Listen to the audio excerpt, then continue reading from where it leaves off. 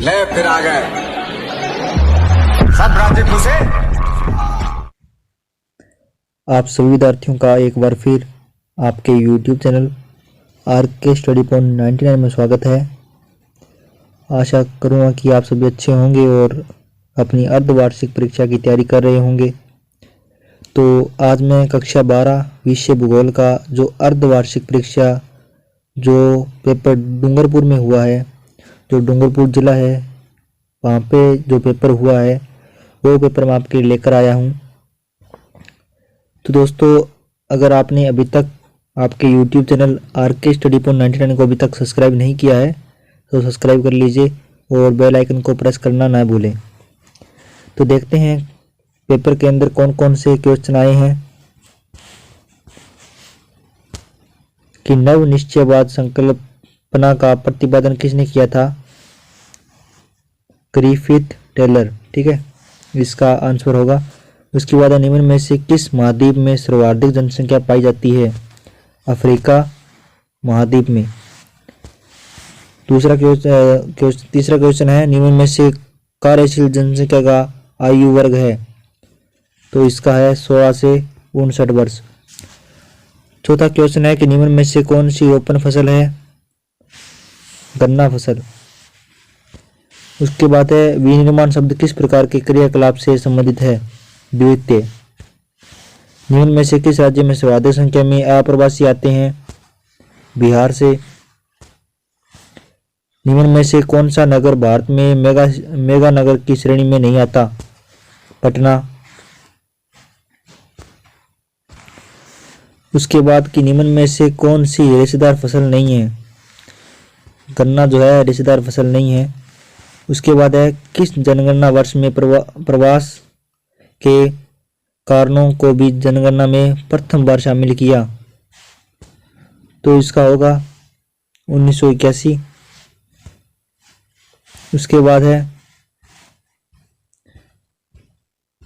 रिक्त स्थान की पूर्ति करना है। 2011 की जनगणना के अनुसार भारत की कुल जनसंख्या 121 करोड़ है। ठीक है,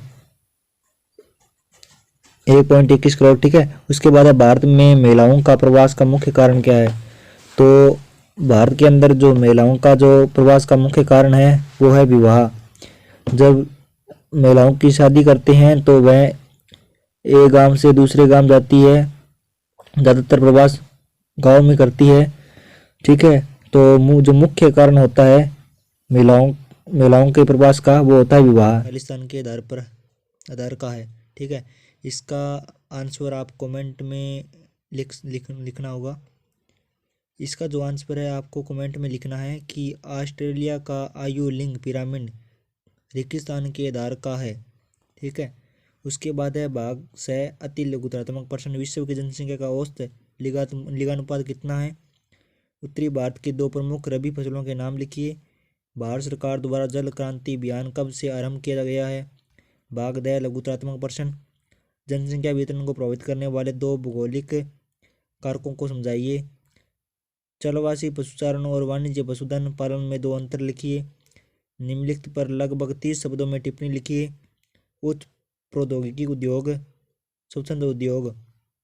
गैरिस नगर क्या होते हैं, उनका क्या प्रकार होते हैं? गैरिस नगर छावनी बोर्ड होते हैं। वही क्वेश्चन है ये जो मैंने करवाया था इम्पोर्टेंट क्वेश्चन के अंदर। उसके बाद है कि लिंगानुपात से क्या तात्पर्य है? विश्व में सर्वाधिक लिंगानुपात किस देश का है? ठीक है, उसके बाद भाग यह निबंधात्मक क्वेश्चन जो बड़े क्वेश्चन है जो आपको अथवा में पूछे जाएंगे। भारतीय कृषि की किन्हीं 3 प्रमुख समस्याओं का वर्णन कीजिए। जो भारत की जो कृषि है उनकी समस्या जो है उनका वर्णन करना है। जल संभर प्रबंधन क्या है? क्या आप सोचते हैं कि यह सतत पोषणीय विकास में एक महत्वपूर्ण भूमिका अदा कर सकता है? उसके बाद 22वां क्वेश्चन की प्राथमिक एवं द्वितीय क्रियाओं में उदाहरण सहित अंतर लिखिए। अथवा में पूछा गया प्रवास के प्रत्यक्ष और अपकर्ष कारकों में अंतर स्पष्ट कीजिए।